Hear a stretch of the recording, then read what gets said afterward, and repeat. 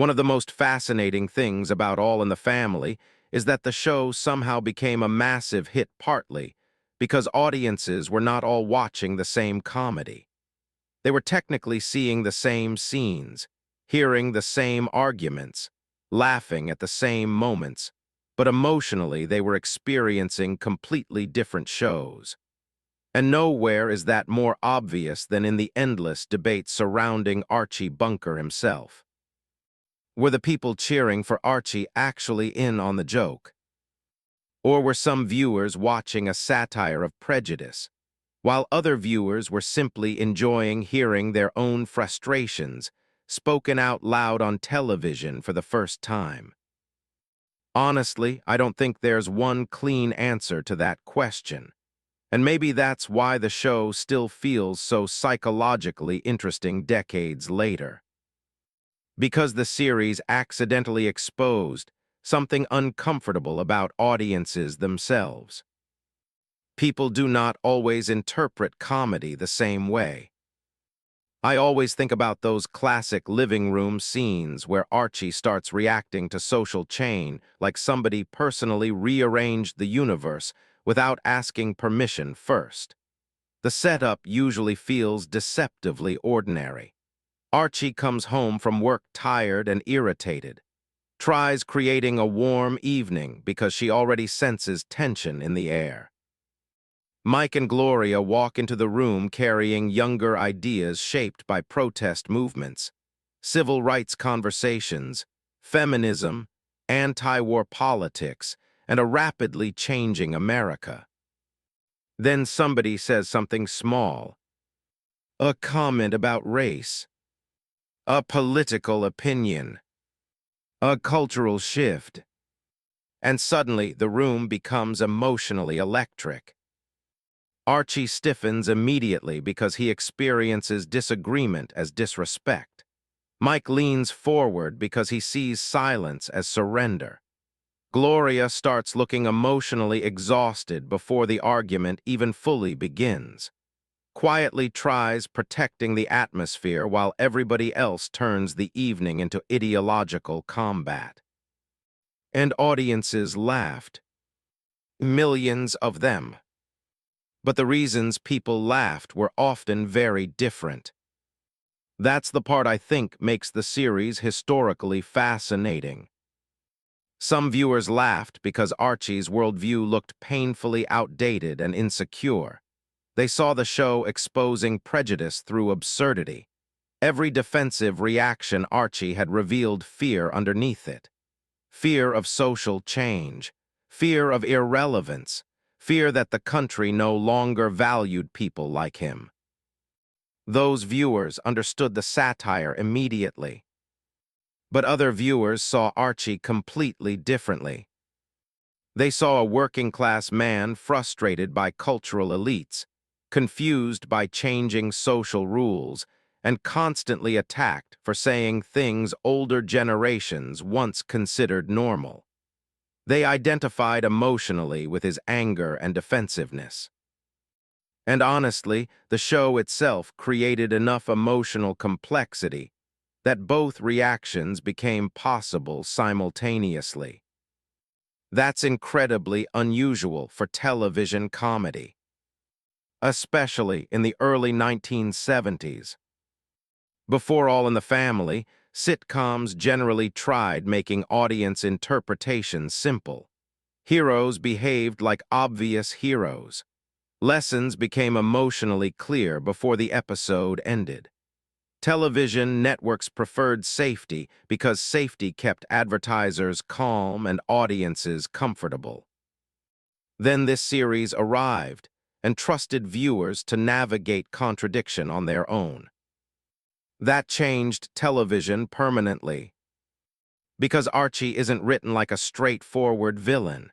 If he were, nobody would still debate him decades later. The writers understood that prejudice becomes much harder to confront honestly when audiences can emotionally dismiss it too easily. So Archie becomes something more dangerous and more realistic. He's funny, sometimes charming, sometimes pathetic, sometimes emotionally vulnerable, sometimes deeply ignorant, sometimes all within the same scene. That emotional complexity made him believable, and believability changes everything. I think the show understood something very important about human beings. Most people who carry prejudice do not see themselves as hateful monsters. They see themselves as ordinary people protecting common sense, tradition, order, dignity, maybe even morality itself. Archie believes he's defending something valuable. The comedy comes partly from how limited and fearful his worldview often appears under pressure. But because Archie feels emotionally sincere, some viewers stop recognizing the satire and start treating him like a folk hero instead. That's where the debate begins. And honestly, I don't think the writers fully expected just how many viewers would emotionally align themselves with Archie despite the constant criticism built into the show. There are scenes where his assumptions collapse almost immediately under scrutiny. Scenes where Mike exposes contradictions in Archie's logic. Scenes where quietly reveals more compassion and wisdom than Archie without even realizing it herself. The show repeatedly demonstrates Archie's fear and insecurity. But television audiences are complicated. Some viewers focused less on the critique and more on the emotional familiarity. Archie sounded like fathers, uncles, neighbors. For some people, hearing that kind of voice openly represented on television felt validating, even when the show itself was clearly satirical. That's an extraordinary cultural phenomenon, especially because the series became one of the most watched programs in America, while this confusion was happening in real time. And honestly, the living room setting intensified all of it beautifully. The bunker home feels emotionally claustrophobic in the best possible way. Nobody escapes disagreement. Archie still has to eat dinner with Mike after arguments. Gloria still loves her father while disagreeing with him deeply. Still tries preserving warmth while social conflict invades ordinary evenings constantly.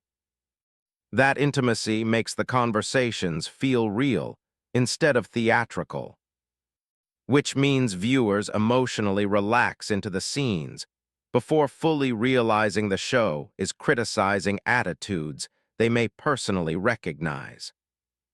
That's very sophisticated storytelling. The arguments replace traditional sitcom punchlines constantly.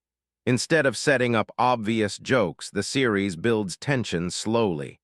Archie says something defensive. Mike reacts sarcastically. Gloria interrupts emotionally, changes the subject gently. Then the room suddenly explodes. And the audience laughter becomes fascinating, because sometimes it's hard to tell exactly what people are laughing at. Are they laughing because Archie sounds ridiculous? Or because they agree with him? Sometimes probably both at once. That ambiguity gives the show enormous psychological depth. And honestly, it also made the series culturally dangerous in ways television executives barely understood at first. America during the 1970s already felt divided and emotionally unstable. Civil rights movements forced difficult conversations about race into everyday life. Younger generations openly challenged older authority structures. Feminism reshaped family dynamics. Economic anxiety made working-class Americans feel ignored and culturally displaced. The country itself felt trapped inside unresolved argument. All in the Family reflected that instability so honestly that audiences projected themselves into the show, emotionally, instead of simply observing it from a distance. That's why people reacted so intensely. And honestly, I think Mike's role complicated the audience response even more. Mike often carries the more progressive moral perspective inside arguments, especially around race and social equality. But the writers wisely refuse to make Mike emotionally flawless. Sometimes he becomes smug, condescending, too eager to humiliate Archie intellectually instead of understanding the emotional fear underneath Archie's reactions. That nuance matters enormously, because if Mike were always perfectly calm and morally superior, the audience would process the show more simply. But by giving Mike his own arrogance and impatience, the series keeps emotional interpretation unstable. Viewers who already distrust younger, progressive attitudes might see Mike as self-righteous. Viewers who support Mike politically might still cringe at moments where he stops listening emotionally. Again, the show refuses easy comfort. That's why audiences could watch the same episode and walk away with completely different conclusions.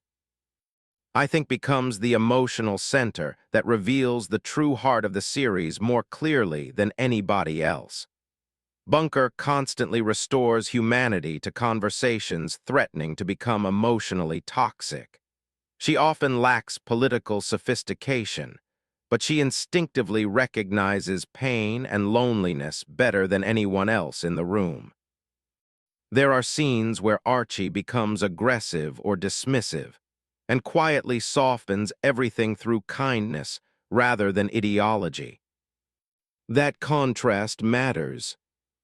The show repeatedly suggests empathy sees more clearly than anger does. But again, the series trusts audiences enough to notice subtle emotional truths without announcing them directly. Some viewers absolutely noticed. Others focused only on Archie's louder energy. And honestly, this entire phenomenon reveals something fascinating about satire generally. Satire always risks attracting the very people it intends to criticize because humor creates emotional identification automatically. Once audiences laugh with a character repeatedly, some begin emotionally protecting that character from criticism. That's exactly what happened with Archie Bunker. People defended him, quoted him, celebrated him, even while the show constantly exposed his worldview as insecure and emotionally limited. And the writers themselves seemed aware of this tension sometimes. Later episodes occasionally push harder emotionally, revealing Archie's contradictions more painfully or placing him in situations where his assumptions collapse directly in front of him. But the emotional attachment audiences formed never fully disappeared, because Archie remained human. That's the key. The show understood prejudice through humanity instead of caricature. And humanity complicates satire enormously. One thing I really admire is how the series never fully resolves this contradiction. Episodes rarely end with complete ideological victory. Archie doesn't transform magically. Mike doesn't convince everybody. Gloria remains emotionally caught between generations, restores temporary warmth while deeper tensions continue living underneath the surface. That realism changed television forever. Before All in the Family, sitcoms often treated social conflict like something that could be solved neatly before the credits rolled. This show understood America itself was entering an era where disagreement would remain ongoing and emotionally exhausting. That honesty still feels modern now. And honestly, revisiting the series today can feel eerie because the same audience confusion still exists everywhere in modern culture. People continue cheering for satirical characters without recognizing the criticism surrounding them. Audiences still confuse representation with endorsement. Humor still creates emotional ambiguity that different viewers interpret completely differently. The emotional mechanics haven't changed at all. Different decade. Same human behavior. That's another reason the show remains relevant.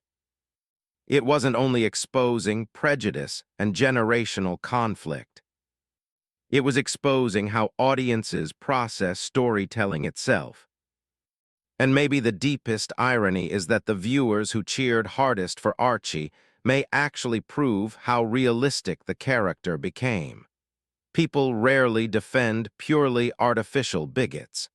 They defend characters who feel emotionally recognizable despite obvious flaws.